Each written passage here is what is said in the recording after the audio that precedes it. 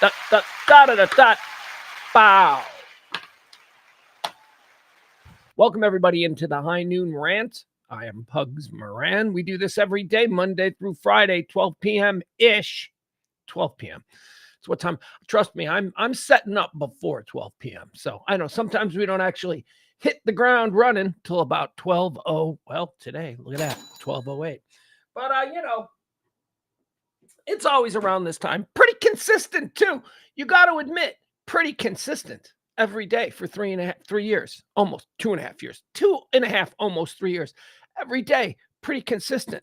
Been doing this. So, I mean, I would take a few days off right here and there, but anybody else you're listening to, you're watching people on TV, I do more shows of this than Jimmy Fallon does Tonight shows in a year. I promise you that. Way more.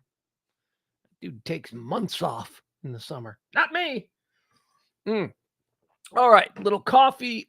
Here's what we do on this show. This show starting now or then. Starting like a minute and a half ago. This show is a nonstop stream of consciousness. My brain just being emptied out, my mind, my thoughts, all the things that I am pondering on this day for at least the next 2 hours or so. There's no filter. There's no stops. There's no breaks. We don't, hey, we're going to take a break down for some traffic. We don't do that. We don't play a song. We don't do bits, nothing like that. No, it's just me talking about this day. Now, how do we do this? How does it unfold? And what does that mean, talking about this day? Well, the goal of the show is to try and get you prepped up on everything you need to know about this particular date. We do it in 4 quarters, like a football game. First quarter, we do a thing called antecedently on this day. That's this day in history. I cherry pick things that are interesting that happened on this day in history. Why? Because why not? We're just killing time talking about stuff. Quarter 2 is birthdays. People who have birthdays, they say it's their birthday. So we talk about them. And honestly, the long and the short of that segment is, hey, this person's having a birthday. Are they a dick or are they cool? Do we wish them a happy birthday? That's what we do. We just, and again, it's cherry picked. People throughout history, people who are alive today, people who are long dead. Hey, it's their birthday. Yeah. Quarter 3 is deads. I like this one. Deads. These are the people who died. Same thing as birthday, except not at all. It's like the direct opposite of the birthday, the death day. We look at people who died on this day. We open up their life's resume, and then we just kind of go, hey, I wonder if they're in heaven or hell. That's right. We get to sit in judgment. I like quarter 3. I like quarter 3. I like the deads. Quarter 4 is, it's everything. Quarter 4 is the bulk of the show. It's all the hot topics, current events, headlines, whatever it is that people are buzzing about today. We get to that in quarter 4. I know it's quarter 4, and it seems like, what? That's the end of the show? No, it's the bulk of the show. The first 3 quarters are like a boom, boom, boom, and then we get into quarter 4. All right. If you're ready, let's say hi to the chat room. We got Joel in the chat room. We got Jeff in the chat room. We got Byron. We got April. We got Taronda. We got Jen. Hold on, more people. Those are all the names that I have available to me right now. Okay. Hi, everybody. Welcome in. Pull up your chairs. Get comfortable. Let's hang out, shall we? I would like to announce we do not have an executive producer for today's show. We didn't get any tips lately.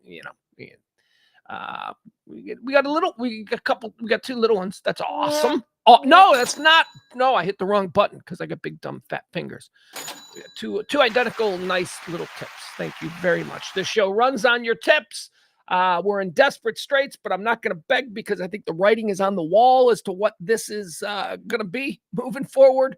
And we'll get to that news at some point. But the show desperately needs to raise about 120 something bucks. I don't know. I did the math earlier today. I'm like, Jesus, how do I skate by? That's what we need to raise by the end of the show tomorrow. So if you're so inclined and you want to support this kind of talk radio, and what is this kind of talk radio? We're not doing politics. We don't do politics. We don't do politics, and we don't do sports. For a guy like me who has done talk radio since Groundhog's Day 1992, to find myself at this stage in life looking at the landscape of the great American radio experience and saying the only homes for me are sports or politics, and not even politics, like a certain kind of politics. Like I have to be of a certain mindset or else there's no job. So that's what we're doing here. This is current events driven, non-divisive, non-political, non-partisan talk radio. If you support that, we would appreciate you. So thank you so much. All right, that's enough of that nonsense, because you know how much I hate that stuff. I hate the fundraising aspects.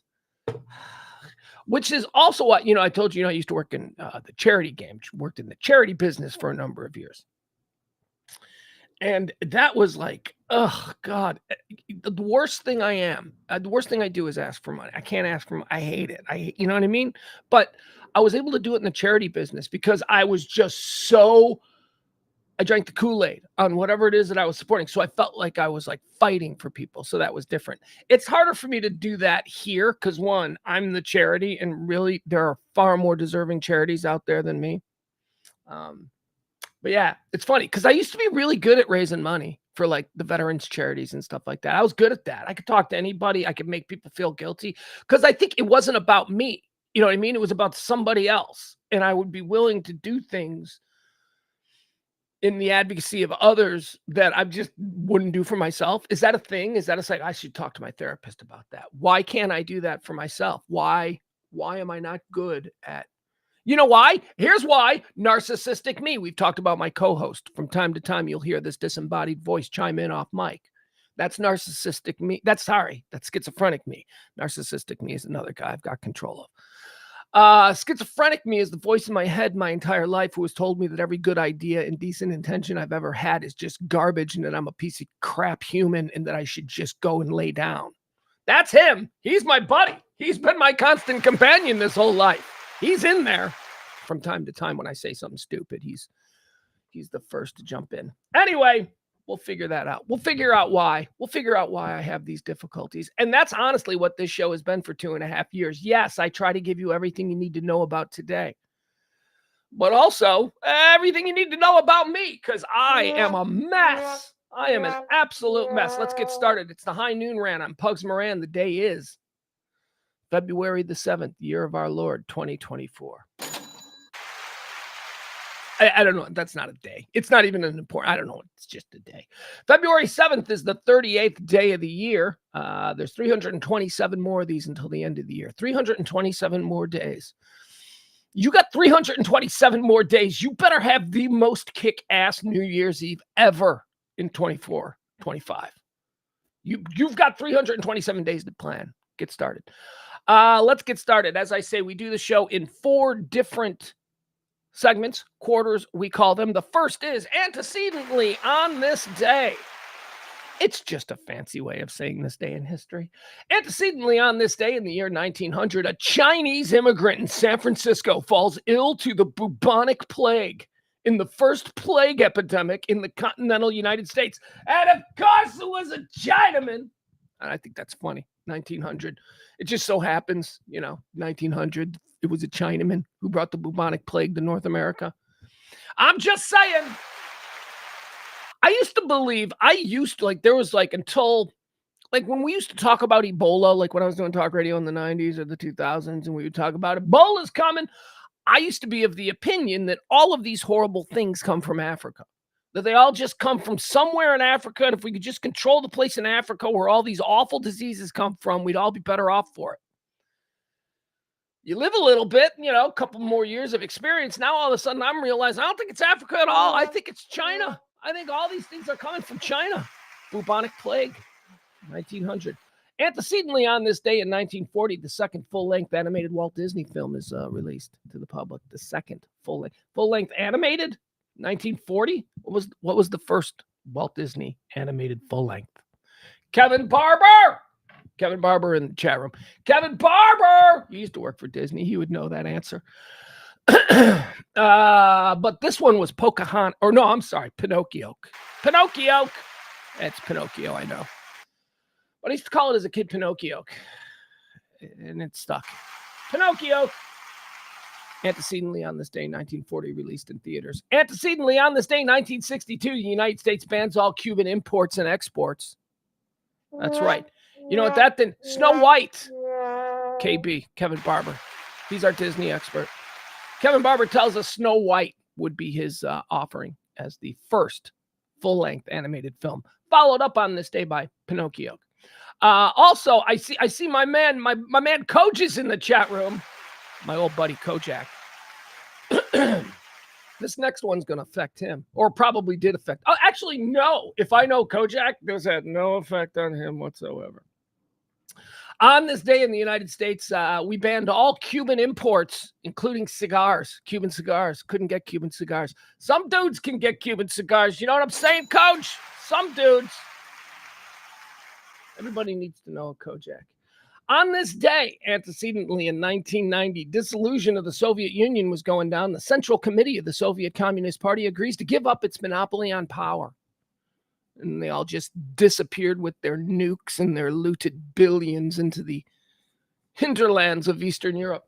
Antecedently on this day in 1995, Ramzi Youssef, the mastermind of the 1993 World Trade Center bombing, is arrested in Islamabad, Pakistan. You remember that one? That was the cute one. That was the cute one where in 1993, where they just put a moving van in a parking garage and they blew up the parking garage at the World Trade Center. And we thought, oh my God, this is the worst thing that has ever happened in New York. And then, you live, you learn, right? You move on. All right, there you have it. That's antecedently on this day. Let's talk about some people having some birthdays. They claim it's their birthday. I don't know. They say it is. A lot of these chicks are probably lying about it, especially when you get into these older actresses. They're lying about it. But whatever, they say it's their birthday, so we're going to go with it. Born on this day. Oh, check this out. Okay, so, hey, you smart idiots out there. You smart idiots. Here's 3 for you. Look at this. Look at this. Look at this run of authors that were born on this day. Ladies and gentlemen, born on this day in 1812. How about Charles Dickens? Happy birthday. He directed the Bill Murray movie, Scrooged, I think. Born on this day. I don't know. I could have that wrong. Born on this day in 1867. How about Laura Ingalls Wilder? Half Pint. Wasn't that what she was called? Little House on the Prairie? That was the chick from Little House on the Prairie that would write the book. 1867. Laura Ingram's. Laura. Yes, she married Dan Ingram back in 1978. Laura Ingalls Wilder, born on this day in 1867. Born on this day in 1885. This is going to run our smart people, our egghead idiot tribute here. Sinclair Lewis. How about those authors? Charles Dickens, Laura Ingalls Wilder, and Sinclair Lewis. Sinclair Lewis, Elmer Gantry, I guess. Also, Main Street, I guess, is lesser known than Elmer Gantry. All right, moving on. Born on this day. Here's someone we can all get behind. I mean, screw all them smart dorks for appreciating Charles Dickens, Laura Ingalls Wilder, and Sinclair Lewis's birthday. Now it's time for us, for the real idiots. Robert Smigel, the great Robert Smigel, is celebrating a birthday today. Robert Smigel, American actor, producer, and screenwriter, of course, famous for everything from the ambiguously gay duo to Triumph the Insult comic dog. Robert Smigel is a comedy treasure who has never truly been given the fame and fortune and accolade that one of his caliber deserves. Robert Smigel, born on this day in 1960.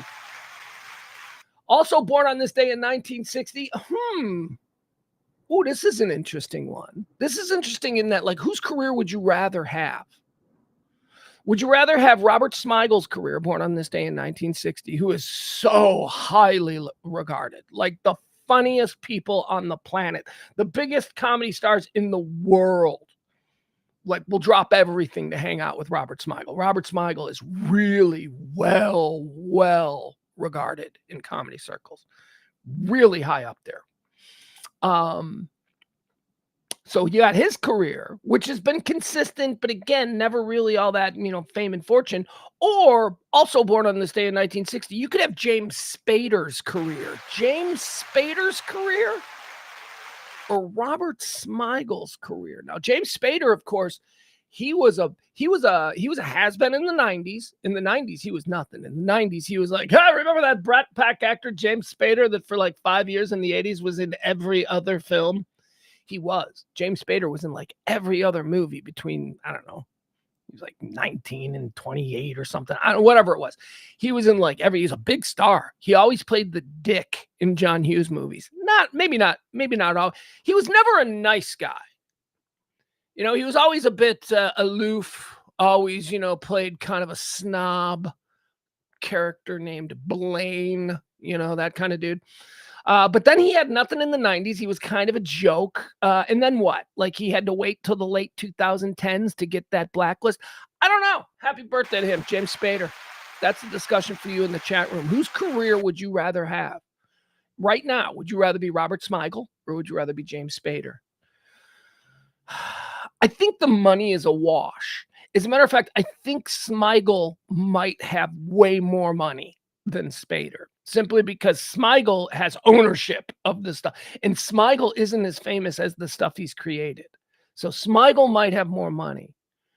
They both have money. They're both comfortable. They both, they're doing fine. Neither of them are poor.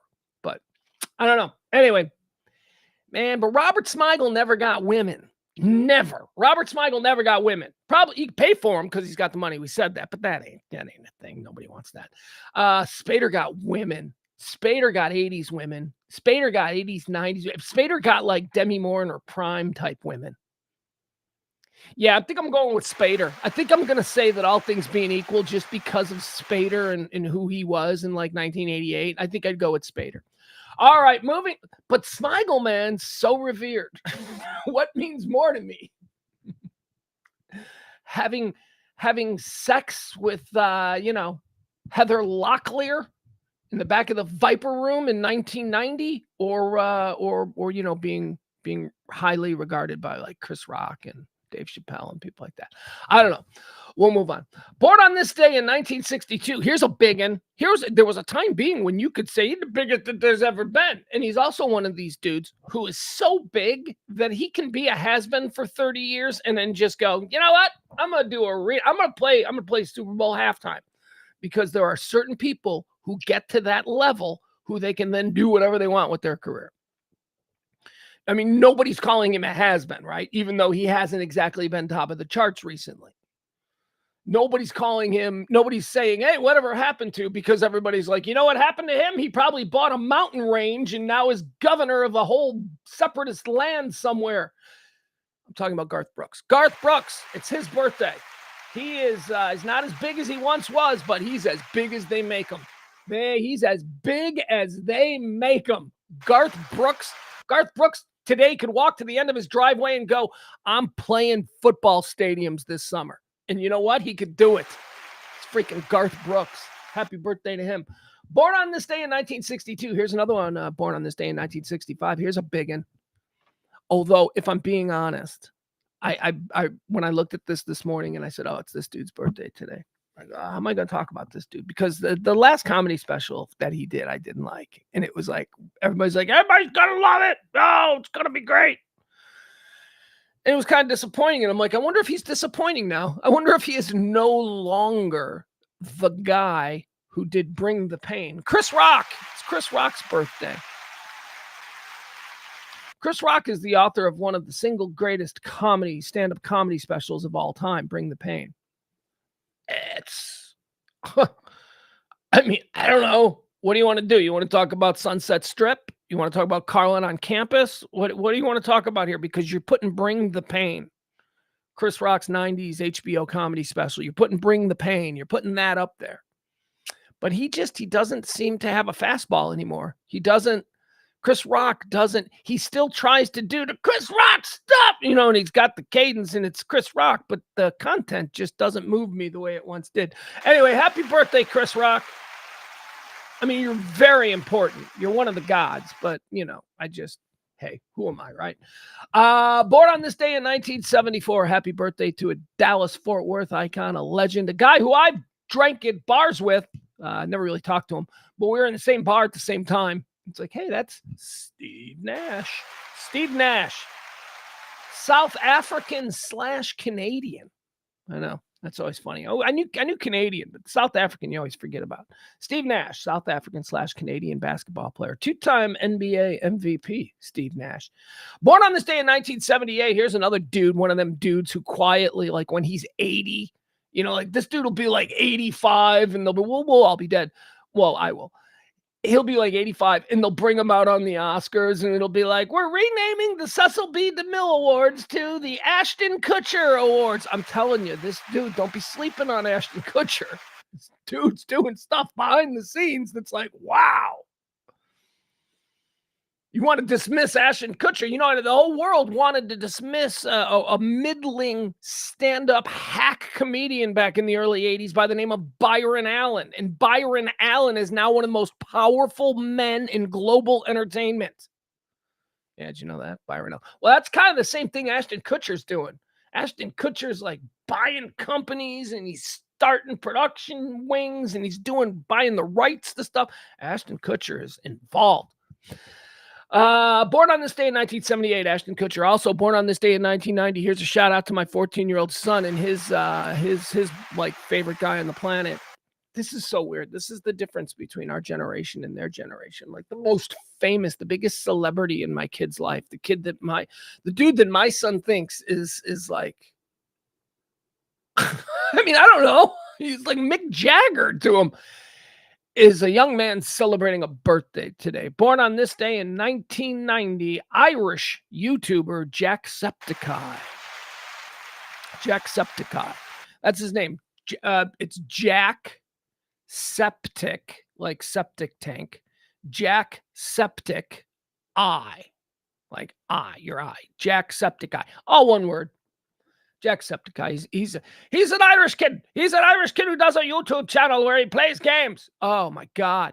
And here's the deal. So my kid, this was the first form of entertainment that my kid really found. Like when he was 5, 6 years old, sitting in front of YouTube, watching people play video games. I didn't understand it until I started watching what he was watching. You know, as a grown-up, you're like, you just gotta sit. Now it's not bad enough that you're sitting in front of a game console playing video games and not going outside. Now you're not even playing the games yourself. Now you're staying inside watching other people play games. You know, I was that guy. And then I started watching some of these people, especially the more popular ones, the ones that rise to the top. And I'm watching these dudes play video games and I'm getting it. It's not about the playing of the video games. That's the common denominator. That's what the kids all play video games. They know video games.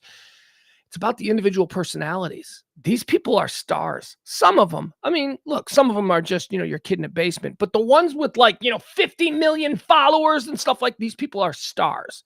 These people are charismatic. These people have incredible senses of humor and great wit and are really funny.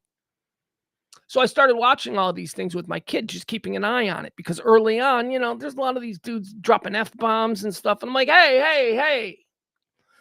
But Jacksepticeye, the birthday boy today, he was the one who stood out to me. And I started watching him. I'm like, man, this guy is good. This guy is really good. It's like he has an understanding. Jacksepticeye born on this day in 1990. So what does that make him?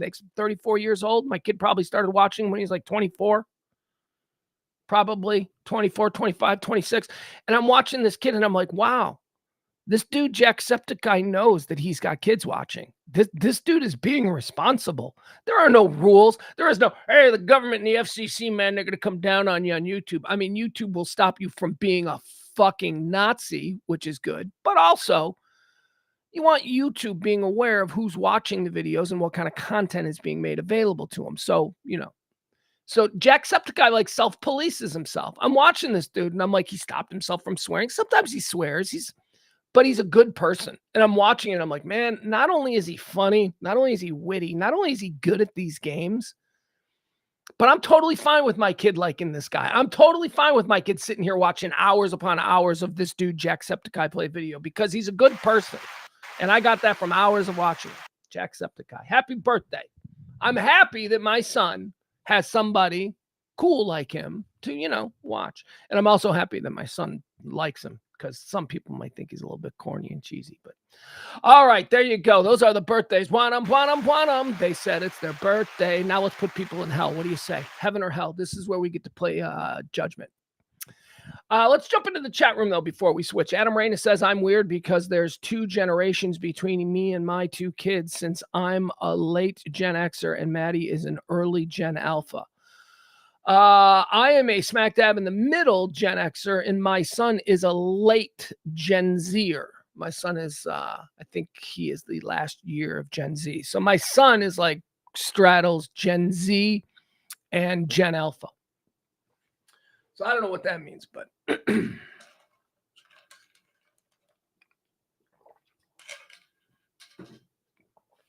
my son's step parents are both millennials. No, I think his stepfather is Gen X. I think his stepfather might be Gen X. I don't know, whatever. Moving on.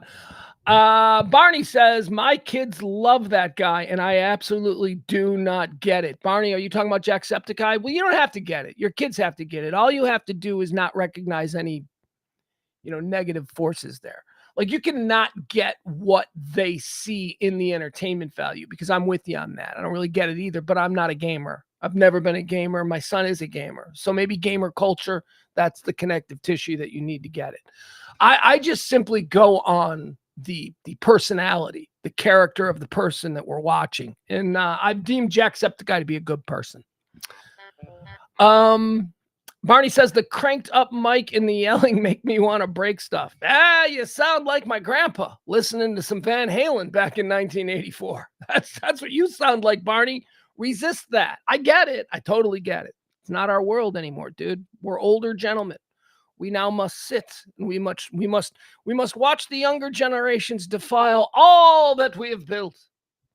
Even though, let's not kid ourselves, we're Gen X. We didn't build anything. We weren't allowed to build anything.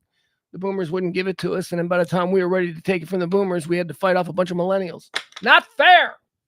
All right, let's talk about people who died. People who died. These are the people who died on this day. We look at their life's resume and decide whether or not they are in heaven or hell. Here's one out of the box. We're putting this guy in hell. How did this dude live to until 1979? How did this guy slip through? How did this guy?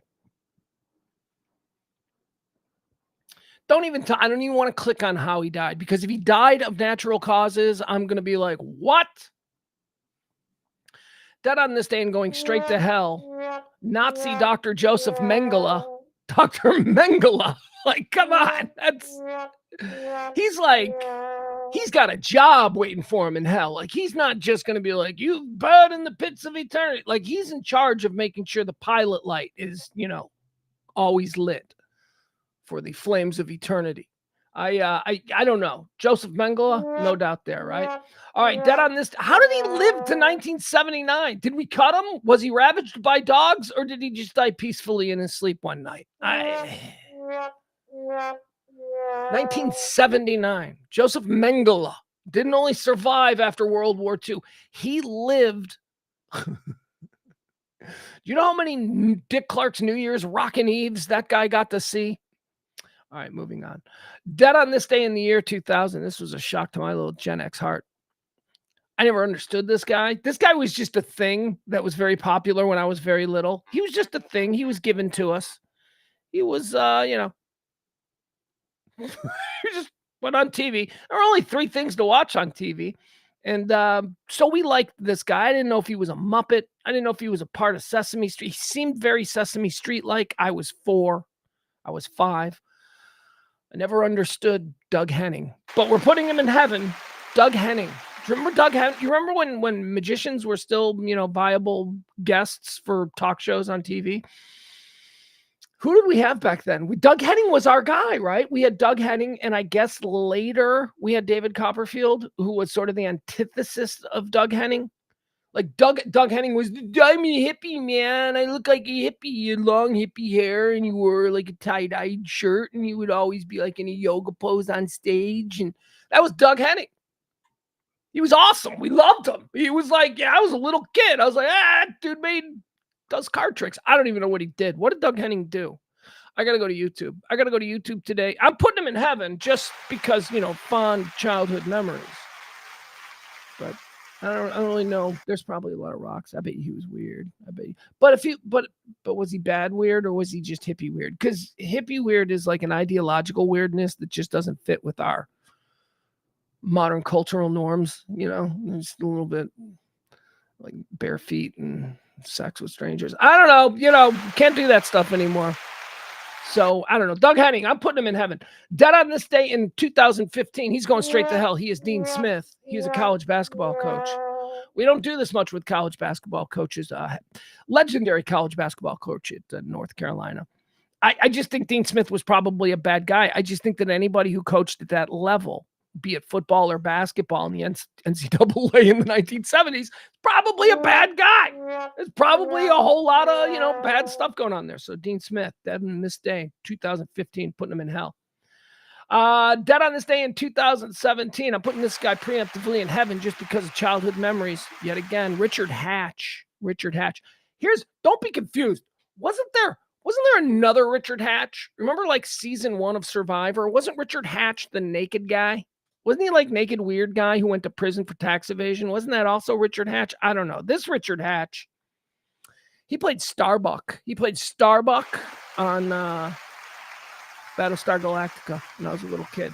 You don't get to go out. I don't know what this crap is that you're pulling, but you have been out. The dog wants to go out. The dog is now sitting by the door like, hey, you gonna let me out? You know this is when I stream and talk to my imaginary friends. She's just staring at me. She's staring at me like, I want to go outside, dude. I want to go outside. Wait, can I? Let's see. Can we see? Look at her. Come here. Come over here. Come here. Don't hide. She's hiding. Oh, crap. Now I screwed this up. All right. Let me see if I can fix this now. All right. There we go. All right. No, you're not going out. You're not going out, dude. Sorry. You're not going out. You never pull this garbage. You are always good. All right, Richard Hatch, he was Starbuck. We're putting him in heaven because I liked him. He also was in the rebooted Battlestar Galactica, which I say is one of the best television shows ever produced. That's the Ronald D. Moore version of Battlestar Galactica. Yeah, you better go back to bed. She's climbing back into bed now. She's giving up the hunt. Now she's poking her head outside the door. Go to bed. Go lay down, baby. Go lay down. All right. So where are we? I'm sorry, distracted by the dog, but that's what happens. This is a 2-hour stream of consciousness where I don't stop talking, and anything that happens, catches my attention. It's fodder for the stream. We're doing deads. We just put Starbuck in heaven. Dead on this day in 2019, British actor, a guy that I'm also putting in heaven because of weird childhood memories, Albert Finney. Albert Finney was an actor. He made this movie. God, what's the movie called? Shoot the Moon. Made this movie called Shoot the Moon with Diane Keaton in like 1983. It's an early Alan Parker film. Now, Alan Parker would go on to be awesome, but we didn't know Alan Parker was awesome in 1983 when he made Shoot the Moon. Albert Finney, Diane Keaton. I was like 12 or something. And it's very strange, the memories that we hold on to. They're just so random. How they have attached themselves so effectively, and I can tell you, laying on my couch in my living room, watching early cable on like a Saturday afternoon. It was rainy outside, and this stupid movie starring Albert Finney and Diane Keaton came on HBO because there was nothing else to watch. And I watched it. It was called Shoot the Moon, and it's a movie about divorce. I'm 12. I'm a 12-year-old boy on a rainy Saturday, and I'm watching this very serious grown-up movie about divorce, and I love that movie. I have watched Shoot the Moon as recently as a couple of years ago, just to like, is this movie really good? It's really good, man. It's really good. And for the life of me, I don't know how at 12 years old that movie attached itself to me, but man, it's up there. It's one of my favorite movies, Shoot the Moon. I can't explain it. Albert Finney's going to heaven because he played the alcoholic, philandering dad his bad behavior was breaking up this otherwise lovely family. Also, dead on this day, another guy we're going to put in heaven, Frank Robinson.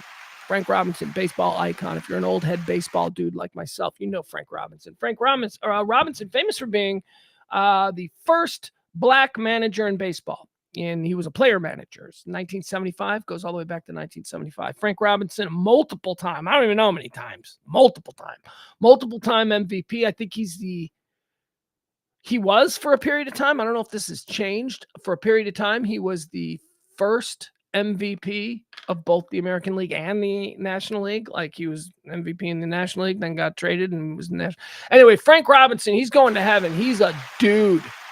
Big old Frank Robinson. That's it. All right, folks, there you go. That's it. I'm going to remind you one more time that we are in desperate straits here as a show. So if there's anything that you can do to help this show get by this month, I think we need about 100 something bucks. So every little bit helps. Please help the show, make a donation, and we will keep going with this kind of non-divisive, non-political, not in the weeds, just regular people talking about the world stream of consciousness show we've been doing now for 2.5 years. All right, let's get started. Big news, big news. We'll begin. Gaza, Hamas. Hamas apparently has a plan. Hamas has a peace plan. Hamas is like, all right, enough. Now, I guess that peace plan has not yet been delivered to the Israelis. We're going to give it a look over, and they're going to go, or they're going to go, okay. So we'll see. So that's big news coming out of Gaza. The news out of Gaza and Israel, we let off every show for about a month and a half with news out of there. And then it just became, then the Iranians got their drones involved and attacked us, and we got distracted by that. And then there's all kinds of other things that we became distracted by. But this is very serious, significant movement in the Gaza, Israel, Hamas versus Netanyahu kind of situation we've been watching. So there you go. You want more information on that? Again, as I say, there are plenty of places you can go. You can get in the weeds. You can find the political partisan arguments for both sides of this. But there is real significant movement in a peace process that is coming out of the Middle East right now. So moving on. All right. We don't get politically divisive. This is not politically divisive. But I wanted to, well, there's going to be some other things too that I'm going to say that you're going to be like, but so he's not on one side or the other. I'm not on one side or the other. And you know what I'm on? I'm on the side of America. I'm on the side of us regular people. Just normal people, man. Normal people who are tired of being gaslit. We know what we're looking at. We know what we're looking at with both of the potential guys who are going to be president next. Just leave us alone, okay? Normal America. We're going to go. We're going to vote. We're going to pull the curtain. Don't ask us who we voted for. We're just going to let it happen. All right. So I got to show you guys something. Because this is really upsetting to someone like me in the middle, that this is still going on, that there was a period of time, me like Mr. in the middle, right? There was a period of time when it began as whispers from the other side. It began as whispers from a very partisan point of view. And you're able to ignore that. You're able to be like, oh, that's just partisan. And then sometimes with things that begin as just partisan bullshit, sometimes, they get revealed over time. There's more truth to it than maybe we're comfortable with. One of those things happened yesterday. And we don't do this a lot, but there are a number of other things that we're going to be talking about here. So I figure all's fair in love and war. Let's make sure we spread this out, right? You guys, this is the president of the United States. Okay, this is not a joke. This has not been edited. This is the most powerful man on the planet. This is the leader of the free world. Stop carrying water. There is some movement, and I don't want to, well, maybe choose my words. There's some movement. There's been a response from there's been a response from the opposition, but yes, I'm sorry, from Hamas, but it seems to be a little over the top.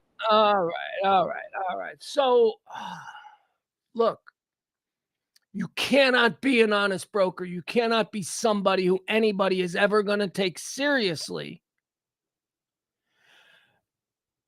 and then see that and say, well, that's fine to be the leader of the free world. There's something wrong with you. Just as I think there's something wrong with people on the other side that can't see what they can't see there.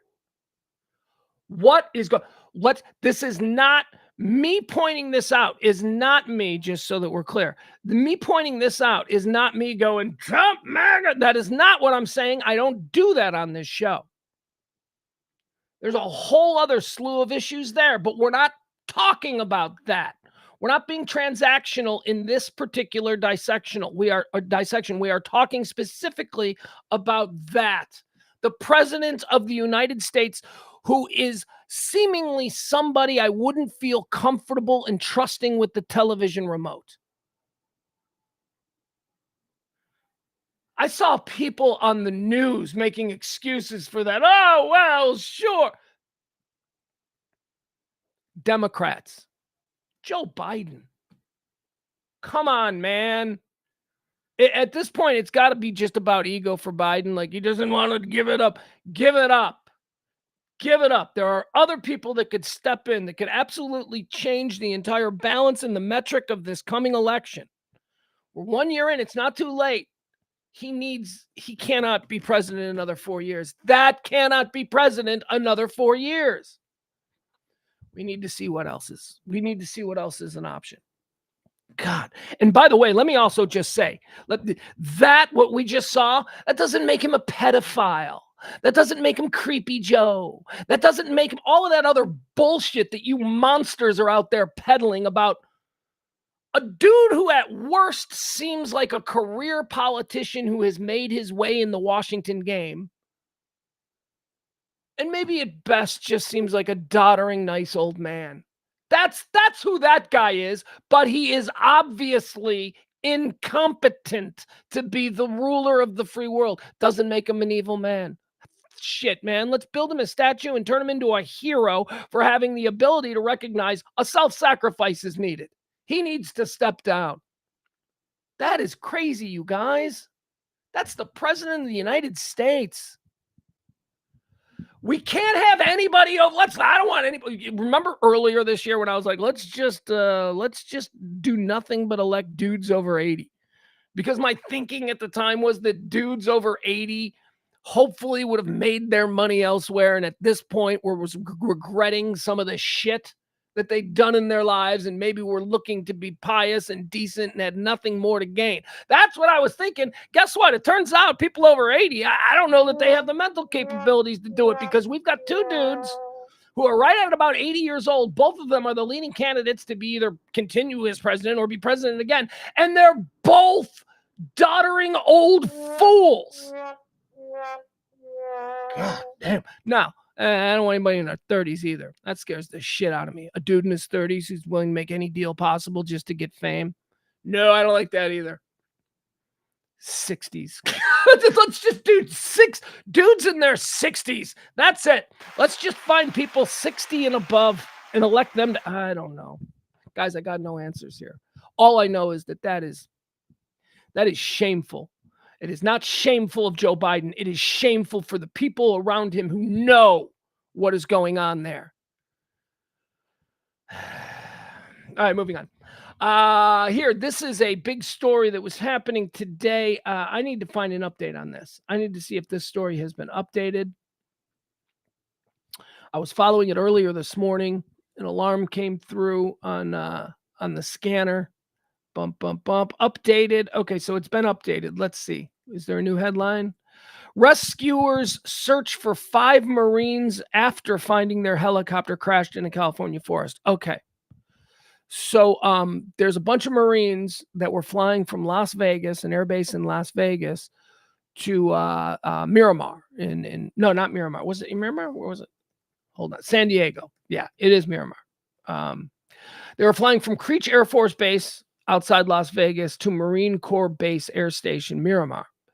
Their helicopter went missing this morning. And for the better part of the day, or the better part of the morning while I was preparing the show, they were looking for the helicopter. So now it appears that they have found the helicopter, although the fate of the 5 Marines on board seems to be, as of right now, unknown.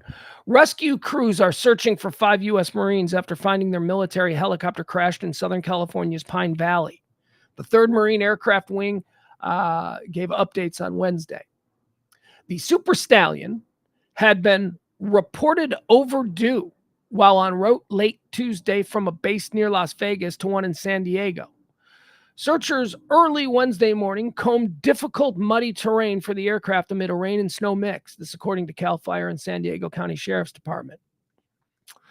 The Marines were flying the Super Stallion helicopter from Creech Air Force Base to Marine Corps Air Station Miramar when the aircraft was reported overdue.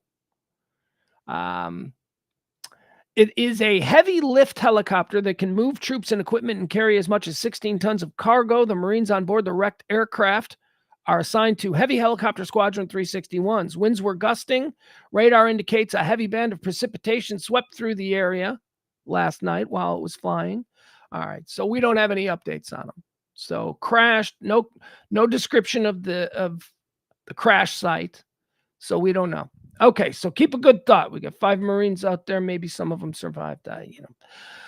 What else do we have here? Okay, here's more political madness. I know we don't do politics, but there's a new leader at the top of the GOP. That's right. Ronna McDaniel has, of her own volition, decided that now is the time for her to pursue outside interests. This woman. Good Lord, these people. Ronna McDaniel, fun fact about her, she's Mitt Romney's niece. And during the rise of MAGA, the rise that elevated her to the head of the GOP, because she was just like a communications director on a bunch of different campaigns. She wasn't all that important. She was just Mitt Romney's niece who had been, given these jobs because she's Mitt Romney's niece. She used to be Roma Romney. That used to be her name. She changed her name though after Mitt Romney and Donald Trump got sideways. And so, so she's a woman who basically her uncle, who probably was the driving force in her entire political ambition her whole life, her uncle was kicked to the curb so that she could pledge fealty to the MAGA movement, which for a period of time got her to the top of the GOP. And of course, unreasonable expectations that were heavily promoted by certain GOP candidates led to terrible losses. They lost the Senate. There was supposed to be the red wave. They lost the 2020 election to Biden, just loss after loss after loss. Then they got control of the House again, very narrowly, and they can't govern in the House. They've kicked out speakers, and now you know what I mean? It's a mess. So Trump was very vocal. Trump, as the most powerful person in the GOP, as the expected candidate, that's always how it works. He started to break bad on her, even though that she has been crazy, like loyal to him, again, bad-mouthed her entire family, bad-mouthed her uncle, Mitt Romney, cut ties with Mitt Romney. And then all of a sudden, Trump blames everything the GOP is going through on her. And he says, I think there's got to be a change. And then the next day she resigns after meeting with him. So, okay. So, he is the big dog there. So that's sort of his right. He gets to put a person in charge who he feels is going to do his bidding. And I guess he didn't think that was Roma McDaniel, Downey, Rowney, Romney, whatever. I don't know anymore. So she's out. What does she do? How does she go back to the family? Does family take her back? Yes, family does take her back. Family does take her back. If your family doesn't take her back, your family's kind of broken. Family takes family back. And then busts their balls about this decision for the rest of their lives. But, they're still invited to Thanksgiving. What else do we have here? Okay, so here's another reason why she stepped down. More GOP House failures. They failed on 2 counts yesterday because they don't know what they're doing as a caucus. They have the control of the House, theoretically, if they could all get along, and they can't. There's not even a chance. They brought ill-advised because it makes them look silly to people who recognize when others are looking silly. To people who don't recognize when people are being silly, this just looks normal. But there's a very shrinking group of people who recognize that this was silly. And now they're like, you guys look silly for doing something silly. And that is, of course, the poorly advised attempt to, they tried to impeach this Mayorkas guy who sounds like a vacation destination. I don't know who this guy is, but Mayorkas, it always sounds like, I have friends who honeymooned in Mayorkas. He's the director of Homeland Security. They tried to kick him out, impeaching him the first time that a guy who's been a secretary, a seated secretary, has been impeached by the United States Congress in like 150 years. And it didn't work. They only needed 3, and this is the thing. It's believed that there was as many as 20 Republicans just waiting. They didn't want to be the 3. It only needed 3 Republicans to go, nope, we're not impeaching him. And they got the 3. They got the 3 fairly easily. But even if those 3 hadn't stepped up and been the 3, there were others, because there is no working apparatus currently in the United States Congress. Nothing works. The party that is in power in name only, because that party can't agree on anything. And then you've got the other party. You've got the inferior party. You've got the Democrats. And they're all just sitting on their side going, somebody want to go get more beer? We need more beer. We're going to need more ice. Get the popcorn going. That's what the Dems are doing. They're just sitting here watching it. So, again, this is also having to do with, Rona McDaniel, Downey, Rowney, Growney, Gromney, whatever her name is. That's all part of her stepping down. This complete absurdity. Mega Sports. Okay. That's not what it's called. That's just what I'm calling it, because they don't have a name for it yet. But this is a massive deal as far as home entertainment goes. Did you see this? This happened yesterday. A big major merger that's going to affect all of us. It's going to affect all of us. You think, well, that's just the story. No, this is going to affect all of us. Maybe not today, maybe not tomorrow. But within the next year or two, we're all going to be writing checks to these people. ESPN, Fox Corp, and Warner Brothers Discovery. I don't know how Discovery got so important, but now Warner Brothers Discovery is. ESPN, Fox Corp, and Warner Brothers Discovery are teaming up to create a supersized sports streaming service that will offer content from all major leagues, a deal that will reshape the sports and media landscape. The as yet unnamed service will be offered directly to consumers who would be able to stream all of these companies' sports content. The company said in a statement. Each of the companies will have 1/3 ownership. So that's 1/3 ownership for ESPN, 1/3 ownership for Fox, 1/3 ownership for Warner Brothers Discovery. All 3 would have 1/3 ownership of the new service, which is expected to launch in the fall. The companies didn't announce pricing. I'm sure they didn't. The chief executive of Fox, Warner Brothers, and Discovery, and Disney announced the move. They said the new offering would increase choice for fans and give new sports-centric services to those who have cut the cord to traditional pay TV. The deal marks a milestone in the growth for the streaming industry and could accelerate consumer shifts away from cable TV. Sports has long been the key attraction of cable, the glue holding the old school bundle together. That is true. That is absolutely true. I watch almost all of my sports on Netflix. I don't need to explain what Netflix is, but I don't think it's a service sanctioned by the U.S. government. It's very difficult to get access to your home team, whether you're here in Dallas trying to watch the Mavericks or the Rangers or whatever. Cowboys are different because those are national and those are network. But if you don't have a subscription to Time Warner Cable or some satellite service, because all of the leagues have sold their exclusivity to these services. So that's why when you just got a smart TV, it's a constant upcharge for this, constant upcharge for that. It is interesting that Fox Sports and ESPN, who, are the Coke and Pepsi of, hey, I'm a dude in America, I want to watch sports tonight. It's Fox Sports or ESPN. Those are the 2 biggies. They're joining forces. Along with Time Warner. Anyway, that's a very interesting deal. It's going to change all of us. What are you talking about? Oh, shut up. Get back to me 3 years from now when you're you're getting direct debited from your account $20 a month for the ESPN Fox Mega Sports package just because you want to watch your Stars games or whatever. Loneliness has been declared a health emergency in California. Loneliness. This is an interesting subject to me. This means that all kinds of federal, tax breaks and, services you're now entitled to because you're lonely. I get this. I mean, actually, people might describe me as one of the loneliest people they know. But they would be describing me incorrectly. I'm an only child, okay? I'm not lonely.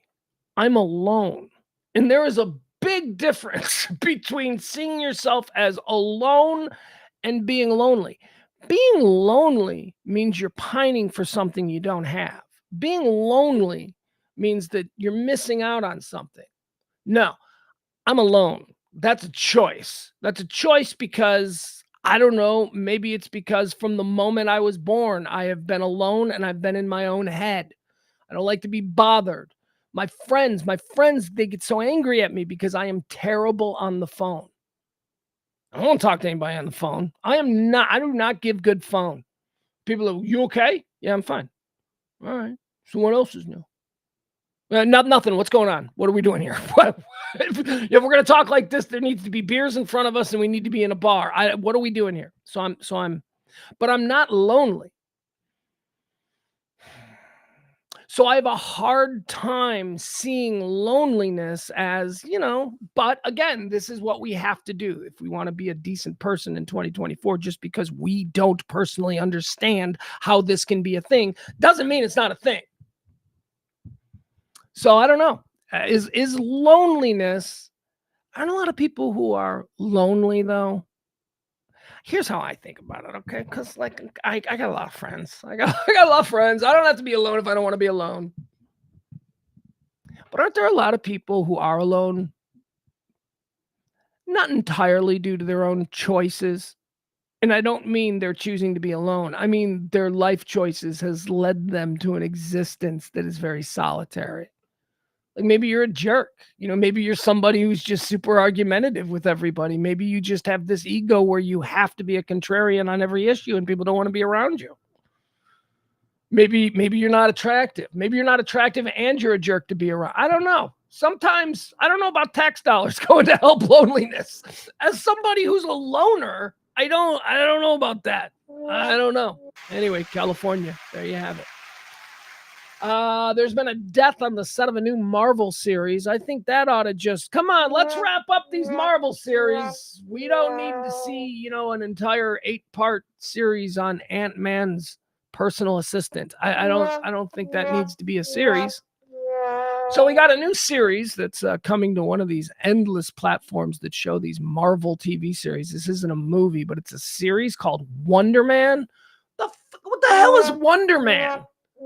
You can't let Wonder Woman just be a thing. There's Wonder Woman. There's got to be a Wonder Man. I don't know who Wonder Man is. I don't know if it's a coincidence. It's Marvel, so it's not even in the same family. Wonder Woman exists in the DC universe. Marvel has Wonder Man. It just seems very shitty. Anyway, Wonder Man is a new series, and somebody died. Stuntman died making Wonder Man. Better be good. Dude died making this show. He fell from scaffolding. He fell like 30 feet off of scaffolding and just, ugh. So production has been shut down on Wonder Man, but it's expected to resume. A bird just flew into the window. That was interesting. That's got to mean something. I don't know. Any Native Americans out there? I'm sure there's some cool, mystical Native American explanation for why a bird just flew into the window. And it's not going to be good. No way it's going to be good. Which, by the way, I call bullshit on because Native Americans didn't have windows. How do you have rules about birds flying into windows? You didn't have windows. When a bird flies into a window, it means darkness is coming, that you will not see it coming. And what? You didn't have windows. You're making this up, Indians. Sorry, natives. Don't want to be disrespectful when I'm being disrespectful. Let's see here. Taylor Swift. Taylor Swift is in the news today because there's this dude, Jack Sweeney. Jack Sweeney's a celebrity. He goes to the University of Central Florida. He's just a college kid, but he's kind of a celebrity. Look at me. Can't run for president. I just called somebody a celebrity. Celebrity. Why can't I? Celebrity. Celebrity. Jack Swift, he runs a website that tracks people's private jets. Jack Swift, he's got a Twitter handle where Jack Swift, sorry. His name is Jack Sweeney.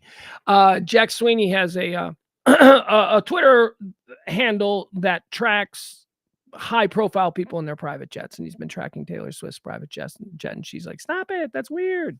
And she's right, it is weird. But you know what else is weird? Our fascination with Taylor Swift. That's also weird. You know what else is weird? That you, Taylor Swift, who is, you seem very talented and you seem kind of likable. It is weird that you have this outsized power and influence. That's also weird.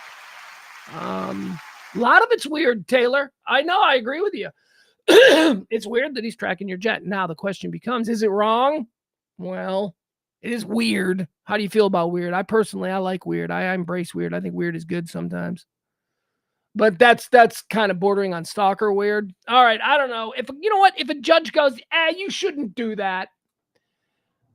I won't say to the judge, well, why? Why shouldn't he? And then if the judge goes, he just shouldn't, I'll be like, that's good enough for me, judge. That's good enough for me. He just shouldn't. He just shouldn't do it. I don't know what the legal way to say that is, but he just shouldn't do it. Don't do it. Leave her alone. It bugs her. There you go. It bugs her. Be a nice guy. You're doing something that bugs somebody, they ask you to stop, you stop it. So that's why Taylor Swift and Jack Sweeney are trending today. Jack Sweeney says, it's my right, my First Amendment right, or whatever it is. He's all of a sudden a constitutional scholar. Freaking idiot who's just looking for clicks and likes. Now suddenly he's doing it for us. He's doing it for all of us who ever wanted to stalk a celebrity's private jet flight plans. No. Okay, you're not doing it for us, dude.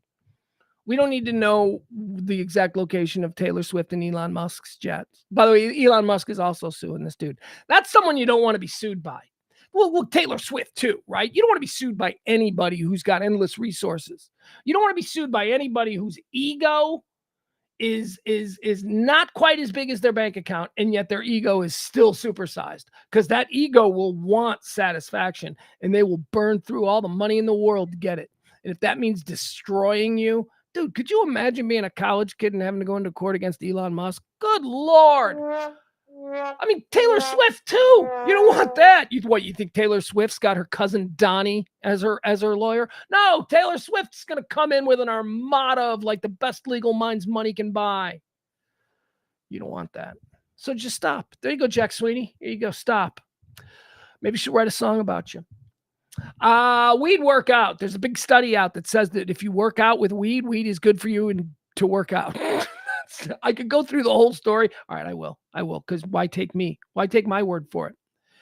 They're talking about how like young people, they like to get high and go for a run. I don't classify myself as a young person, but I can tell you, yeah. My God, when I was running, I was either eating an edible before I went out into the woods or taking a couple of puffs. You put the headphones on and you get your workout in and you can dial into it. It is amazing. Popular thought is weed makes you lazy, man. Well, indica does if you're smoking indica. But if you're getting a Sativa's going to make you want to do stuff. Sativa's going to make you want to paint something. Sativa's going to make you want to accomplish something, and it's going to dial you into that goal. So, yeah. So here's the story. This comes from the Washington Post. Running sober versus high. How weed affects your workout. I can tell you, wonderfully. It affects it wonderfully. You know why? Because most people, myself included, we go into a workout going, okay, how long do I have to do this for? Oh my God. So anything that takes that mindset and alters it to, really getting into the lyric of a song you're listening to while simultaneously running 2.5 miles, you forget you're running 2.5 miles and you're just focusing on the song. It's also how you can break your ankle in a pothole, but, we'll cross that bridge when we get to it. My point is this. I found getting a little high before going out into the woods to get a workout in was preferred. It was just amazing. I'd look forward to it. People smoke cannabis for a variety of reasons, including for pleasure and to unwind. Now, new research has found another benefit. Getting high can make exercise more enjoyable. Yeah, it can. It really can. Really, really can. I mean, look, hey, weed is pretty much legal everywhere in the world now, right? I mean, so I'm not advocating for it. You're either at this stage of your life, you're somebody who understands what it is and what its benefits can be, or it's not for you. That's fine. It's not for you. It's not for me. Gin. I don't want to drink gin. I know a dude who drinks gin.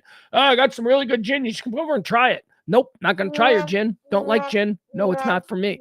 So that's how you feel. Now, let's not cross this up, right? So don't get drunk and then go work out, because getting drunk and working out doesn't work. You quit too easy. You're like, I'm feeling sick.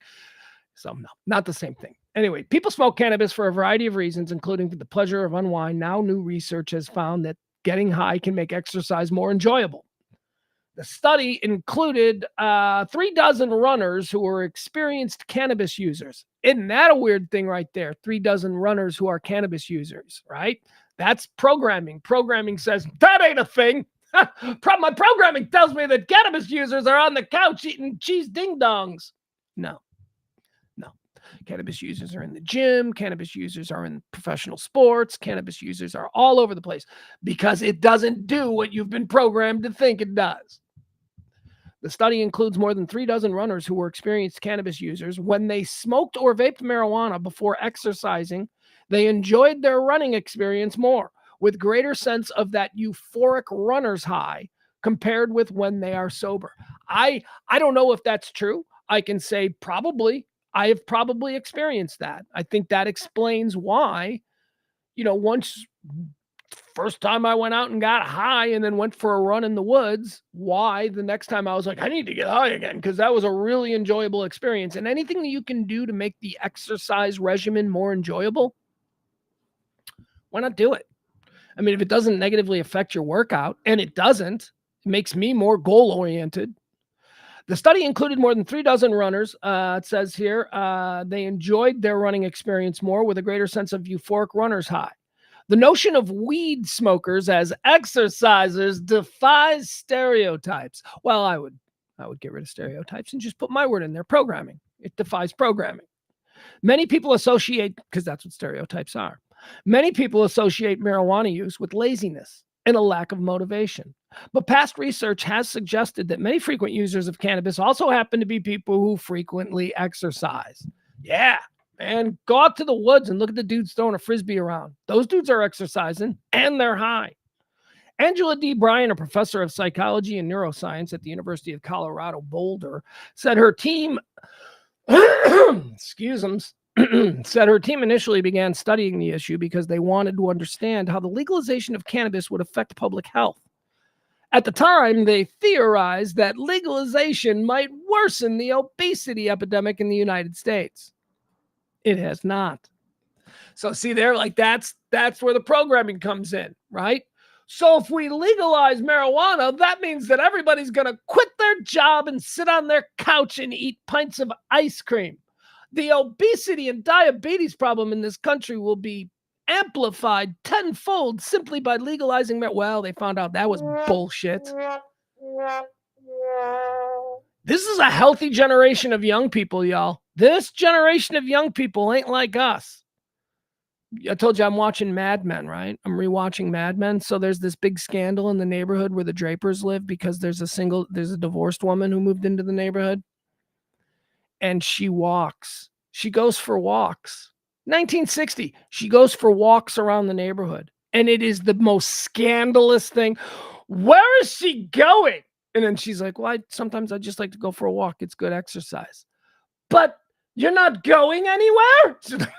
So that was our generation. I mean, that's not our generation. That's even older. But our jogging was weirdos jogged. Weirdos jogged in the 70s.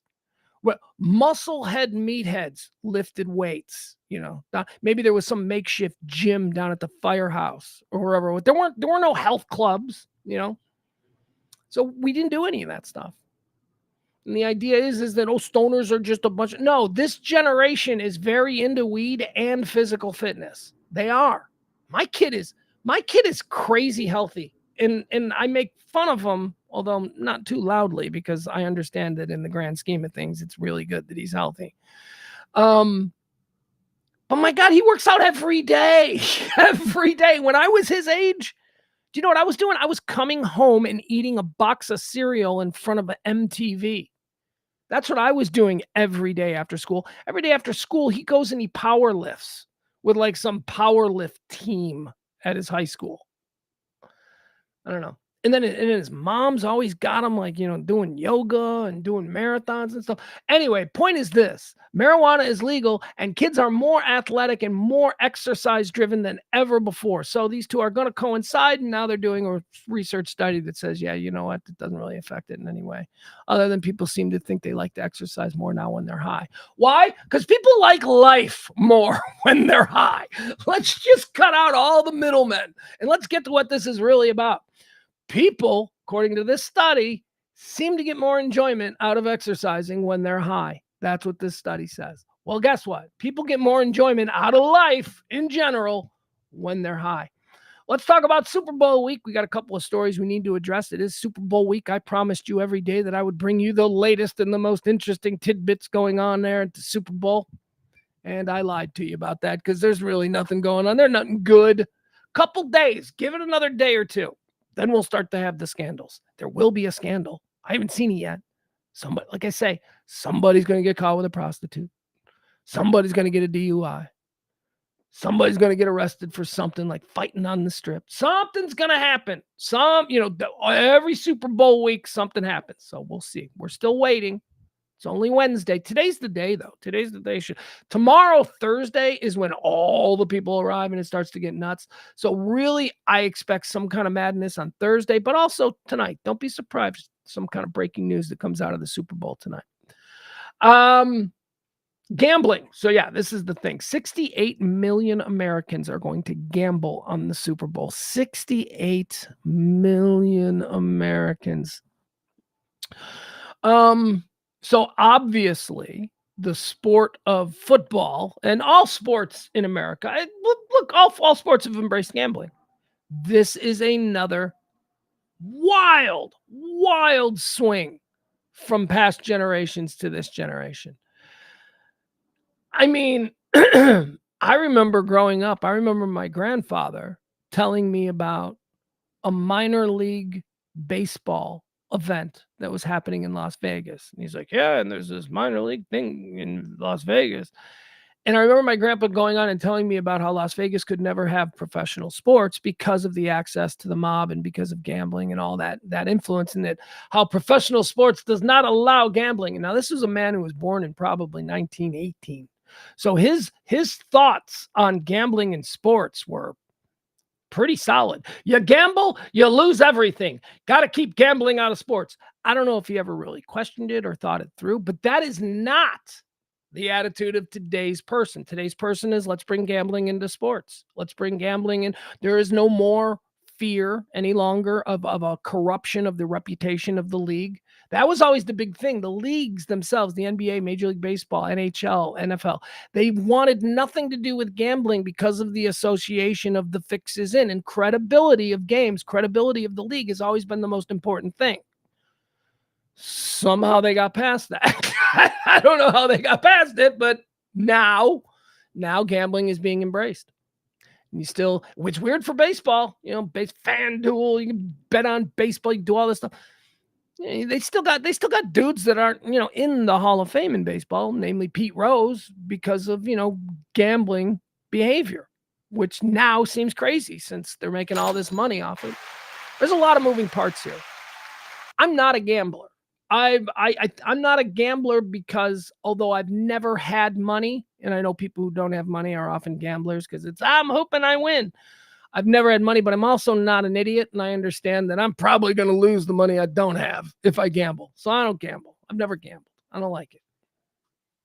When you want to go out again, you got about a half hour. You got just sit tight, about a half. It is starting to bother me though, because she's now twice wanted to go outside. That's okay.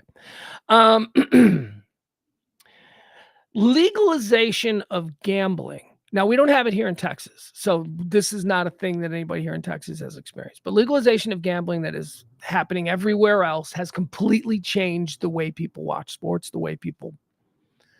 I mean, I was in Illinois for a number of years with legalized sports gambling, and you sit there in a bar and everybody's on their phones betting on the next play. I mean, it's like you can make bets based. It's crazy. It's obsessive. People are nobody roots for teams anymore. People root for parlays and, all that. So I'm just talking about it. I don't really know that I have an opinion. I don't like it because I'm not a gambler, but me not liking it doesn't mean it shouldn't be a thing. I don't like it because I don't understand it, and it's never been something that gripped me. The thrill of the chase, the hope, right? That has never gripped me, so I don't understand it. But by the same token, just because I don't understand it doesn't mean it shouldn't be a thing. 68 million Americans will legally gamble on the Super Bowl this weekend. What else do we have here? Tony Romo is taking a bunch of heat there in the Super Bowl. Tony Romo is being criticized for not being good, which is strange because just about a year ago, he was the best. They paid him like a whole bunch of money, but now people don't like Tony Romo. People saying they want Greg Olsen to make the jump. Greg Olsen is the guy who got screwed because of Tom Brady over there at Fox. Is it Fox? I don't know where he was. Anyway, the Tony Romo story here. Tony Romo, here's the headline. Tony Romo, once CBS's golden boy, he's calling the Super Bowl. He is there. He's still their golden boy if he is calling the Super Bowl. Tony Romo, once CBS's golden boy, I got to let the dog out. I'm sorry. I'm starting to worry because she's pacing back and forth like that. I'm serious. You're the one who gave me those eggs for breakfast, and now I gotta get them. All right. Give me a second here. Let me let the dog out.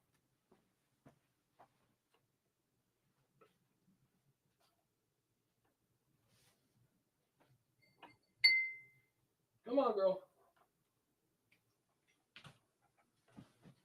Can we go outside?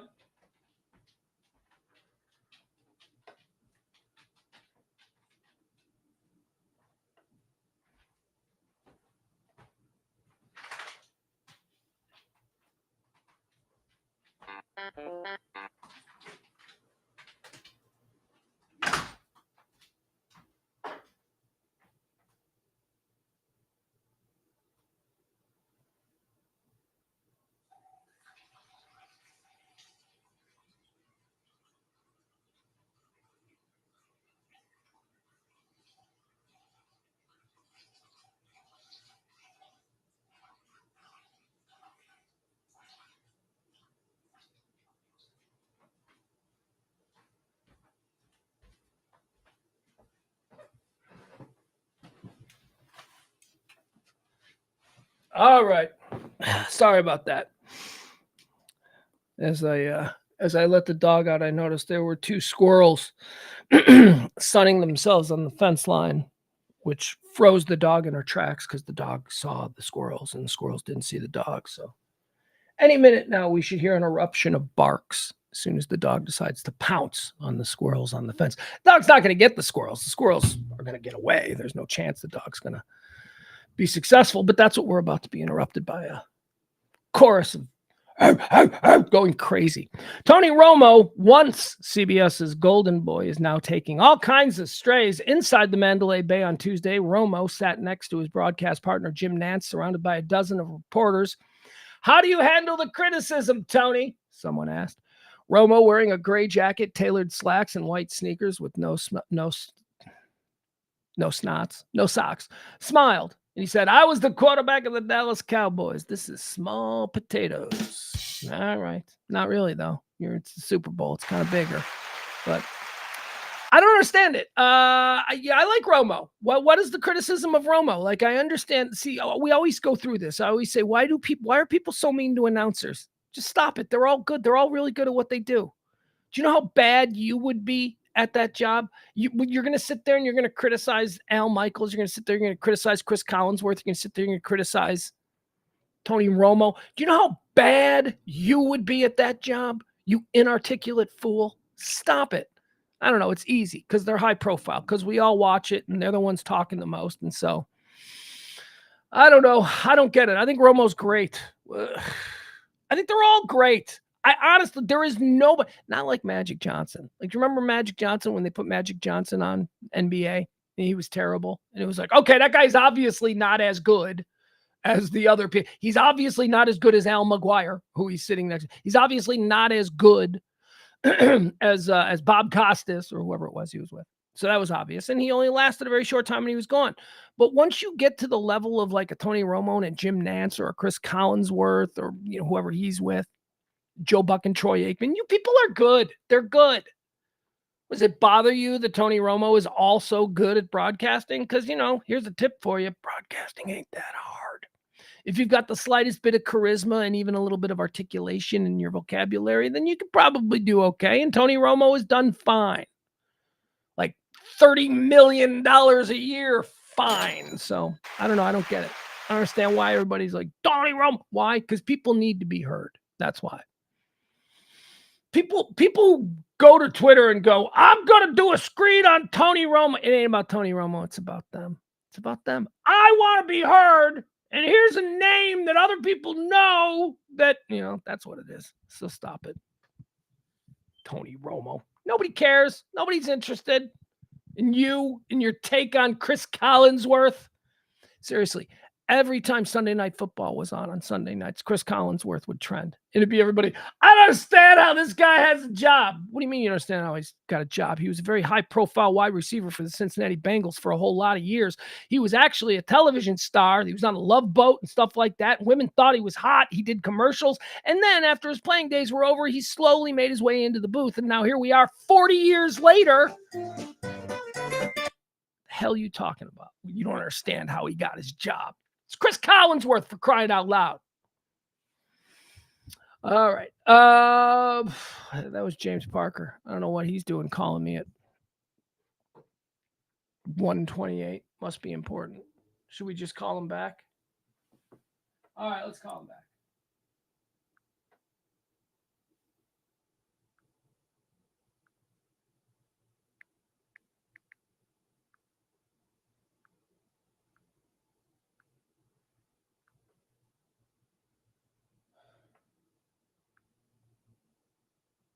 Hold on, guys. Sorry. Okay. Sorry. I'm gonna be on James's show today. I've got a busy day, boy. I'll tell you. We've got meetings after the show. We've got our we go to Chipotle. We have this meeting, this game planning meeting every Wednesday at 3:30. So we got that. And then I'm gonna be up near the Freak talking to some friends there. And then at 4:30, I'm gonna be on with James Parker today. So James Parker on WBAP 93.3. I think I've become his entertainment reporter. I don't know how I got, pigeonholed into entertainment. I am so much more, but you got to give me something. I'll be the entertainment reporter. That's fine with me. Okay.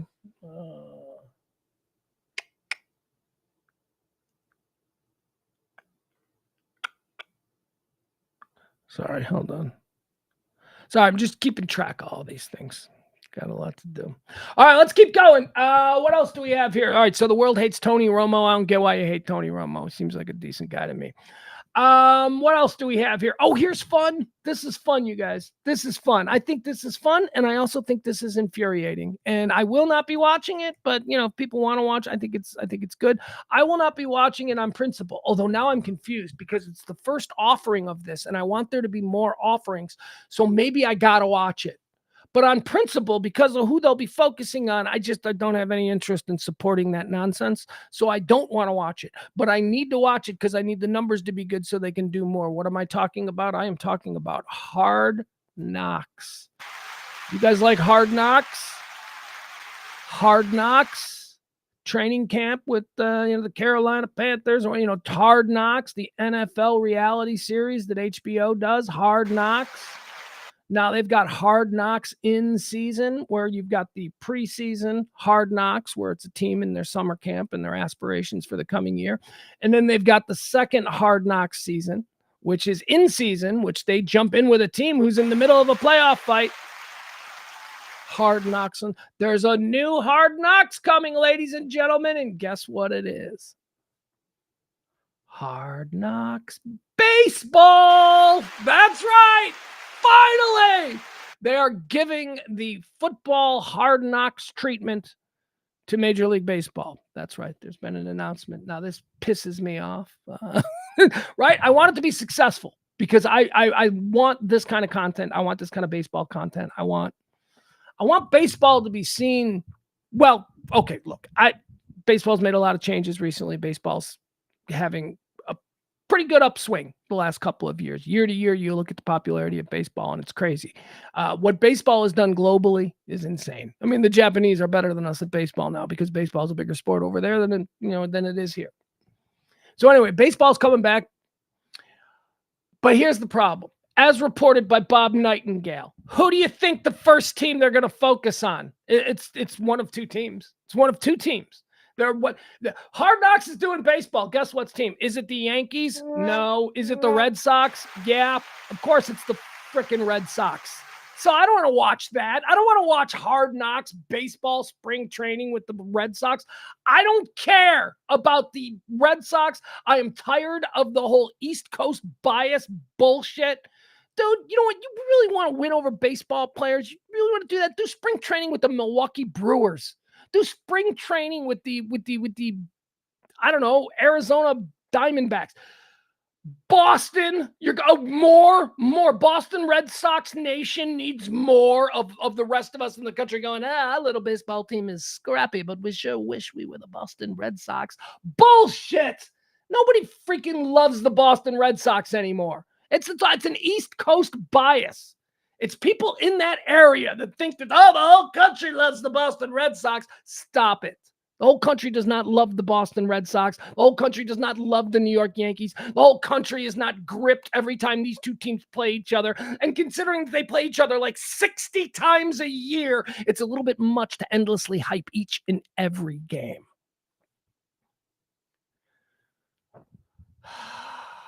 But now I'm calm. April says we got some breaking news. We got a man climbing the new sphere in Vegas.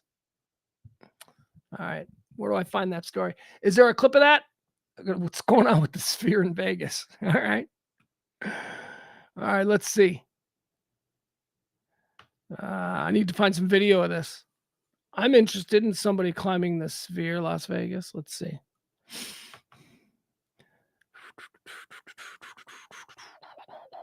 Unfortunately. All right. Live. All right. Man spotted climbing the. Let's see what this is.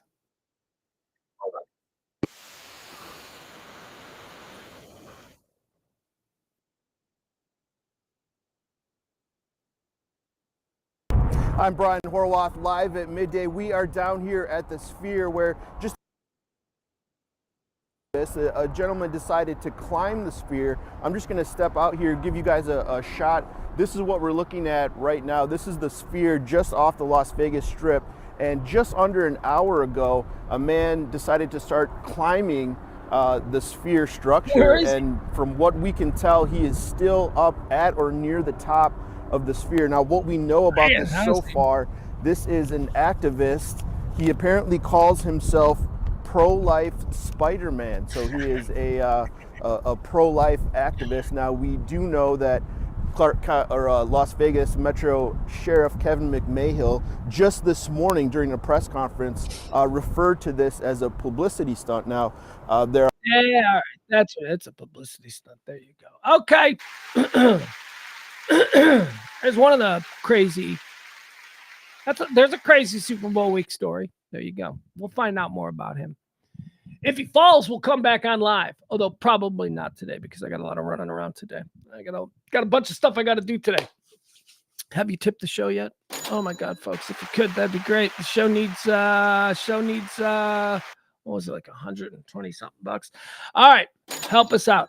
There you go. I want to leave you with something here today. This is it. We're done. We got nothing else. We got nothing else to talk about. I'm out of show.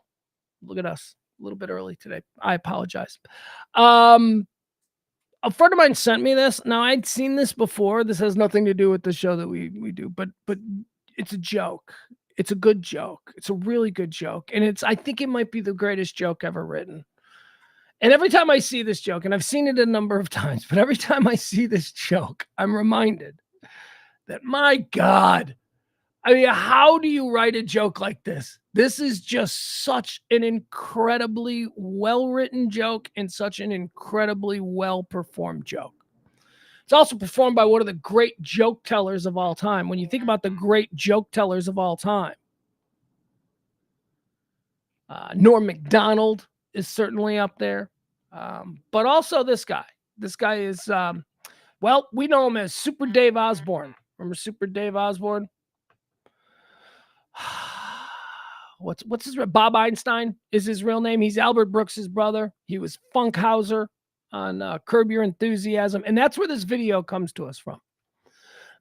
This is a video of the cast of Curb Your Enthusiasm. They're on a dais and they're answering questions. They're doing like a whole thing about Curb Your Enthusiasm. And I don't know, apparently it's getting too serious. So Funkhauser, Super Dave Osborne, aka Bob Einstein, he decides to lighten the mood with a joke. So he just in his way, which is why he's so great. The world's just one of the great joke tellers and one of the great joke writers. So here, I want to show this to you. Oh, for crying out loud. You're gonna make me do a puzzle? Hold on a second, you guys.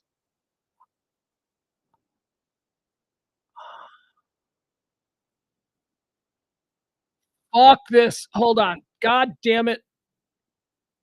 Hold on. I'm having trouble finding this.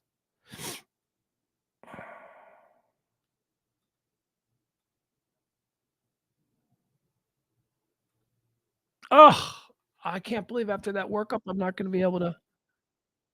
All right.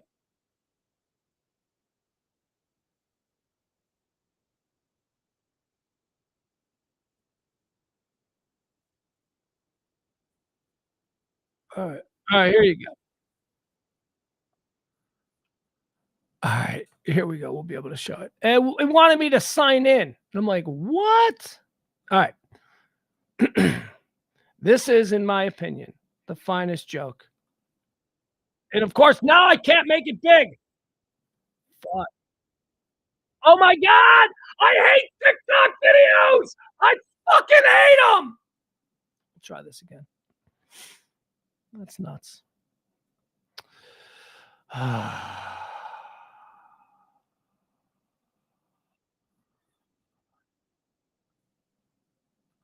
All right.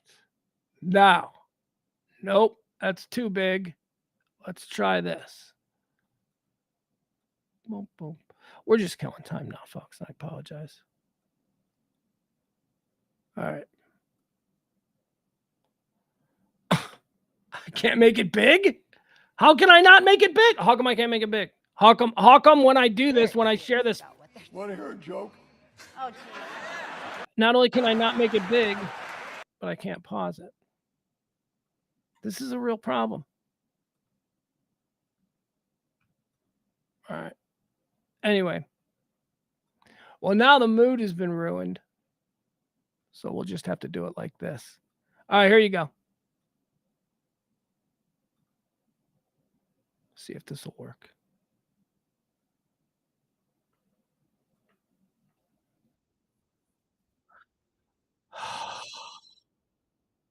Okay, it didn't work. It didn't work. All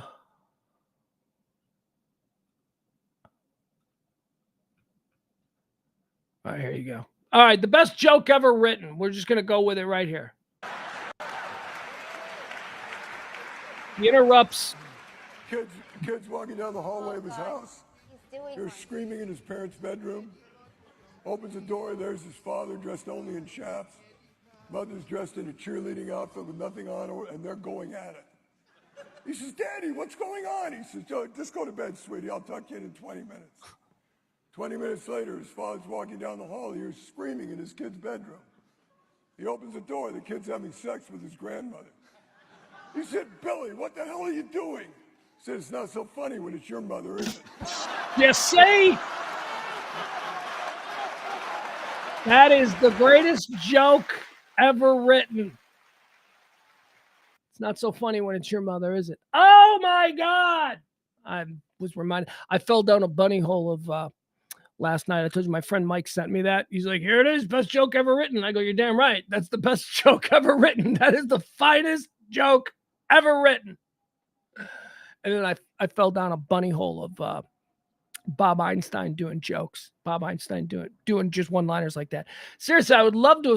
They're both dead now, so that's a thing to look forward to in heaven. See if you can get Norm Macdonald and Bob Einstein into a joke off, into like a back and forth. That would be amazing. All right. Hey, guys, we're done. I got to end the show here. I appreciate you. Tip the show if you can. That would be great. Sure would be appreciative. And we'll be back tomorrow. We'll be back tomorrow at noon.